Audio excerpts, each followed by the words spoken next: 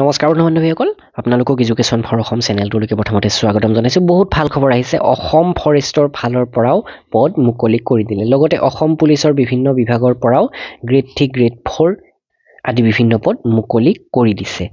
আৰু এই পদবিলাকত বয়সৰ সময়সীমা আপ টু 40 বছৰলৈকে আছে। ভিডিঅ'টোত গোটেইখিনি পদৰ বিষয়ে আপোনালোকক জনাম। তো অলৰেডি প্ৰায় 2300 পদত এপ্লাই বন্ধু-বান্ধৱীসকলে হয়তো কৰিলে, য'ত অসম পুলিচৰ SI, কনষ্টেবল, ড্ৰাইভাৰ, চাফাই কৰ্মচাৰী আদি পোষ্ট আছিলে। তো এইকেইটাৰ বাবে যদি এপ্লাই কৰা নাই, এইকেইটাৰো লাষ্ট ডেটটো বঢ়াই দিছে। আপোনালোকে এইখিনি পদৰ বাবেও এপ্লাই কৰিব পাৰিব।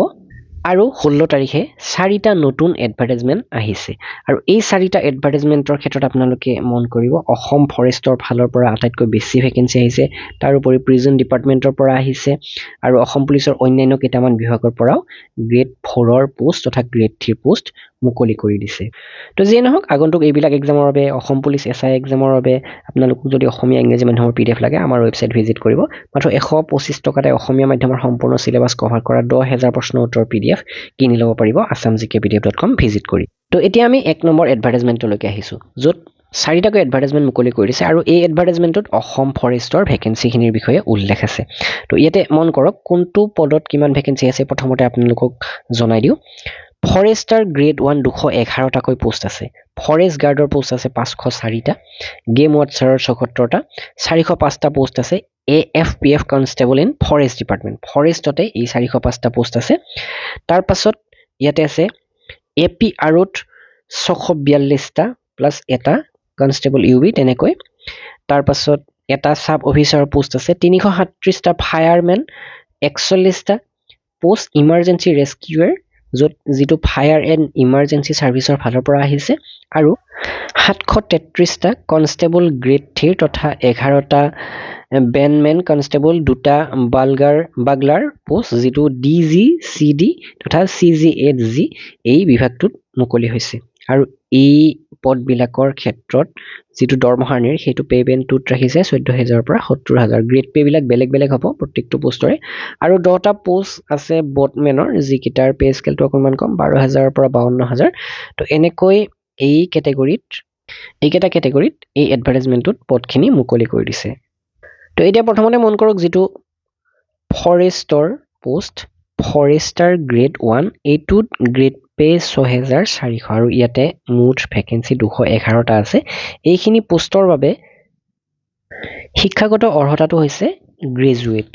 Any graduate, art, science, commerce, engineer, যিকোনো বেকগ্ৰাউণ্ডৰ পৰা গ্ৰেজুৱেশ্যন কমপ্লিট কৰিছে, তেনেহ'লে আপোনালোকে এই ফৰেষ্টাৰ গ্ৰেড 1 পোষ্টটোৰ বাবে এপ্লাই কৰিব পাৰিব। আৰু লগতে বয়সৰ সময়সীমাটো কৈ দিওঁ।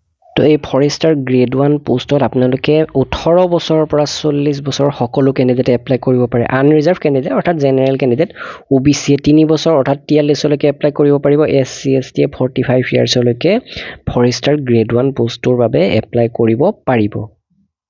তো নেক্সট পোষ্টটো হৈছে ফৰেষ্ট গাৰ্ড, যিটোৰ গ্ৰেড পে 5,600 হয়। পে বেণ্ড 14,000 পৰা 70,000 হয়, লগত এইটো গ্ৰেড পে। ফৰেষ্ট গাৰ্ডৰ মুঠ পোষ্ট আছে 504টা। 504টাৰ ছোৱালীৰ বাবে 151টা সংৰক্ষিত।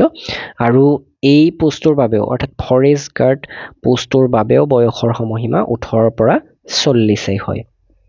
অৰ্থাৎ 18 পৰা 40লৈকে জেনেৰেল কেণ্ডিডেট, OBC 43লৈকে, SC ST 45 বছৰলৈকে এপ্লাই কৰিব পাৰিব। নেক্সট পোষ্টটো হৈছে গেম ৱাটচাৰ, গ্ৰেড পে 5,600 হয়। মুঠ 74টা পোষ্ট আছে। আৰু এই গেম ৱাটচাৰ পোষ্টটোৰো বয়সৰ সময়সীমা 18 পৰা 40 আৰু OBC SC STৰ বাবে এজ ৰিলেক্সেশ্যন তেনেকৈ লাভ কৰিব। AFPF কনষ্টেবল, তো এই কনষ্টেবল পোষ্টটোৰো গ্ৰেড পে 5,600, মুঠ 405টা পোষ্ট আছে। আৰু এই AFPF কনষ্টেবলৰ বাবে বয়সৰ সময়সীমাটো কিন্তু অকণমান কম, 18 পৰা 25 বছৰলৈকে এপ্লাই কৰিব পাৰিব। OBC হ'লে 3 বছৰ এজ ৰিলেক্সেশ্যন অৰ্থাৎ 28লৈকে পাৰিব। SC ST 30 বছৰলৈকে এপ্লাই কৰিব পাৰিব। নেক্সট ভেকেঞ্চিটো হৈছে এইটো।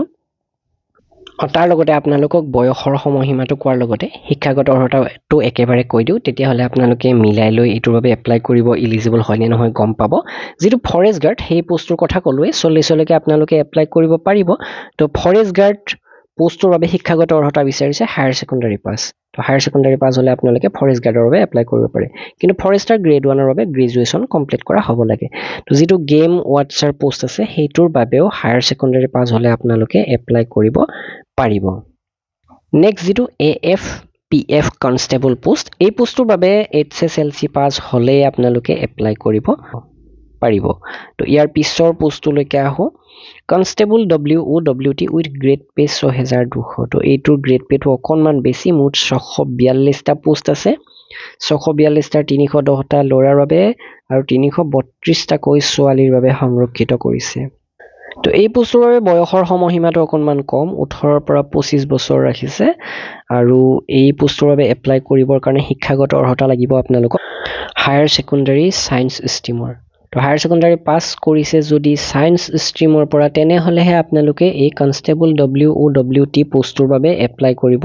পাৰিব নেক্সট পোষ্ট হৈছে কনষ্টেবল UB য'ত গ্ৰেড পে 5600 মাথো এটা পোষ্টে আছে আৰু এইটো পোষ্ট ST প্লেন এৰিয়াৰ কেণ্ডিডেটৰ বাবে সংৰক্ষিত কনষ্টেবল UBৰ ক্ষেত্ৰত শিক্ষাগত অৰ্হতা ৰাখিছে হায়াৰ ছেকেণ্ডাৰী পাছ আৰু বয়সৰ সময়সীমা হৈছে 18ৰ পৰা 25 বছৰ sub officer with grade pay 6200 যিটো সাব অফিচাৰ পোষ্ট সেই পোষ্টটোৰ বাবে বয়সৰ সময়সীমা ৰাখিছে 20 বছৰৰ পৰা 24 বছৰ এজ ৰিলেক্সেশ্যন আপোনালোকে লাভ কৰিব আৰু এই যিটো সাব অফিচাৰ পোষ্ট এই পোষ্টটোৰ বাবে শিক্ষাগত অৰ্হতা হৈছে হায়াৰ ছেকেণ্ডাৰী সায়েন্স ষ্ট্ৰীমৰ পৰা পাছ কৰা নেক্সট পোষ্ট হৈছে ফায়াৰমেন য'ত গ্ৰেড পে 5000 মুঠ 337টা পোষ্ট আছে আৰু এইখিনি পোষ্টৰ বাবে শিক্ষাগত অৰ্হতা বিচাৰিছে higher secondary pass from science stream অৰ্থাৎ হায়াৰ ছেকেণ্ডাৰী সায়েন্স ষ্ট্ৰীমৰ পৰা পাছ কৰা সকলেহে ফায়াৰমেন পোষ্টৰ বাবে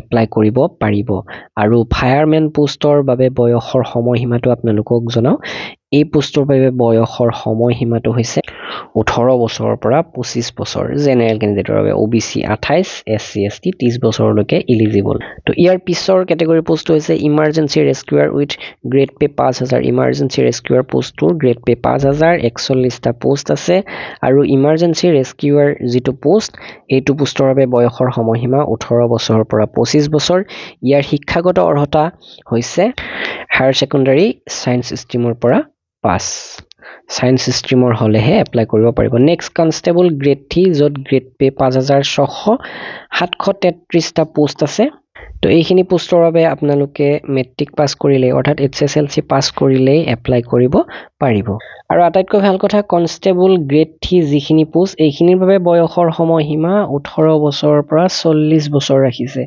অফিচিয়েল এডভাৰটাইজমেণ্টতে উল্লেখ আছে তো যদি আপোনালোকে এতিয়াও ভাবিছে হয়তো কনষ্টেবল পোষ্টৰ বাবে ইলিজিবল নহয় আপোনালোকৰ বয়স গৈছে তেনেহ'লে সেইটো ভুল হ'ব 40 বছৰলৈকে ইয়াতে সুযোগ দিছে এই পোষ্টখিনিত আৰু OBC হ'লে 43 লৈকে পাৰিব SC ST 45 বছৰ বয়সলৈকে এই পোষ্টখিনিৰ বাবে এপ্লাই কৰিব পাৰে নেক্সট আছে বেনমেন কনষ্টেবলৰে পোষ্ট হয় 11টা পোষ্ট আছে আৰু এই বেনমেন পোষ্টৰ বাবে শিক্ষাগত অৰ্হতা বা বয়সৰ সময়সীমা কেনেকুৱা বিচাৰিছে জনাই আছো বেনমেন পোষ্টৰ বাবে বয়সৰ সময়সীমা 18 পৰা 40 তাৰোপৰি এজ ৰিলেক্সেশ্যন থাকিবই OBC SC ST ৰ বাবে আৰু এই বেনমেন পোষ্টৰ বাবে শিক্ষাগত অৰ্হতা হৈছে matric pass next category post হৈছে বাগলাৰ 4400 গ্ৰেড পে দুটা পোষ্টে আছে এই দুটা পোষ্টৰ ক্ষেত্ৰত স্পেচিফিক ইনষ্ট্ৰুমেণ্টৰ নলেজ থাকিব লাগিব তেনেহ'লে আপোনালোকে এপ্লাই কৰিব পাৰিব বাগলাৰ পোষ্টৰ লগত জড়িত আপোনালোকে হয়তো যিসকলে কৰিছে তেওঁলোকে গম পাব ইনষ্ট্ৰুমেণ্ট জড়িত হৈ আছে সেই ইনষ্ট্ৰুমেণ্টৰ নলেজ যদি থাকে আপোনালোকে এইটোৰ বাবে এপ্লাই কৰিব পাৰিব আৰু নেক্সট পোষ্ট হৈছে বটমেন গ্ৰেড পে 4200 মাত্ৰ 10টা পোষ্টে আছে আৰু এই বটমেন পোষ্টটোৰ বাবে শিক্ষাগত অৰ্হতা বিচাৰিছে মেট্ৰিক পাছ কিন্তু আপোনাৰ সাঁতোৰত ছুইমিঙত ভাল এটা প্ৰফিচিয়েঞ্চি থাকিব লাগিব ভালদৰে সাঁতুৰিব জানিব লাগিব আৰু স্পীড থাকিব লাগিব তেনেকুৱা বিভিন্ন ক্ৰাইটেৰিয়া চাব আৰু সেইবিলাক প্ৰেক্টিকেলটো হ'বই মানে এইটো যিটো আমাৰ ফিজিকেল এফিচিয়েঞ্চি টেষ্টত তেনেকুৱা টেষ্ট হ'ব তো যদি আপোনালোকে ভালদৰে সাঁতুৰিব জানে তেনেহ'লে আপোনালোকে এই পোষ্টৰ বাবে এপ্লাই কৰিব পাৰিব আৰু এই পোষ্টটোৰ বাবে বয়সৰ সময়সীমা ৰাখিছে 18 বছৰৰ পৰা 25 বছৰ তো এনেকৈ এই যিটো এডভাৰটাইজমেণ্ট এই এডভাৰটাইজমেণ্টত অহা পোষ্টখিনিৰ বিষয়ে আপোনালোকক মই জনালোঁ নেক্সট বাকীখিনি পোষ্টৰ কোৱালিফিকেশ্যন কি লাগে বয়সৰ সময়সীমা কি সেইবিলাকো নেক্সট ভিডিঅ'টোত আপোনালোকক জনাম আৰু ইয়াৰ এক্সাম কেনেকুৱা হ'ব চিলেবাছ কেনেকুৱা হ'ব সকলোবিলাক আপোনালোকৰ বাবে লাহে লাহে আগবঢ়াম একেটা ভিডিঅ'তে গোটেইখিনি দিলে আপোনালোকে দিগদাৰ পাব নেক্সট ভিডিঅ'বিলাক আমাৰ চেনেলত ৰেগুলাৰ চাই থাকিব সকলোখিনি গম পাব তো অফিচিয়েল এডভাৰটাইজমেণ্টত ইয়াতে চিলেবাছৰ বিষয়ে অকণমান উল্লেখ কৰিছে ফৰেষ্টাৰ গ্ৰেড 1ৰ চিলেবাছটো 100টা প্ৰশ্ন থাকিব 100 নম্বৰ থাকিব আৰু নিগেটিভ মাৰ্কিং ইয়াতে থাকিব ঠিক তেনেকৈ forest guard game watcher AFPF constable এনেকৈ ভালেকেইটা কেটেগৰী পোষ্টৰ এটা বেলেগ এক্সাম হ'ব ইয়াৰ এক্সামৰ চিলেবাছটো বেলেগ এক্সামৰ ধৰণটো বেলেগ হ'ব আৰু যিসকল বন্ধু বান্ধৱীয়ে গম নাপায় তেওঁলোকক কওঁ যে আমাৰ যি অসম পুলিচৰ প্ৰশ্ন এই প্ৰশ্ন অসমীয়া বড়ো বেংগলী ইংলিছ এই চাৰিওটা মাধ্যমত থাকে পূৰ্বৰ প্ৰশ্ন কাকত যদি লাগে আপোনালোকে আমাৰ ৱেবছাইট educationforassam.com ভিজিট কৰিব সকলোবিলাক লাভ কৰিব তো এইখিনি পোষ্টৰ বাবে এপ্লাই আৰম্ভ হ'ব 22 জানুৱাৰী 2026ৰ পৰা 22 ফেব্ৰুৱাৰী 2026লৈকে এপ্লাই কৰাৰ সম্পূৰ্ণ প্ৰক্ৰিয়া আপোনালোকক দেখুৱাই দিম আৰম্ভ হোৱাৰ লগে লগে আপোনালোকে আমাৰ চেনেলটোৰ লগত জড়িত হৈ থাকিব ভিডিঅ'টো লাইক কৰিব শ্বেয়াৰ কৰিব ধন্যবাদ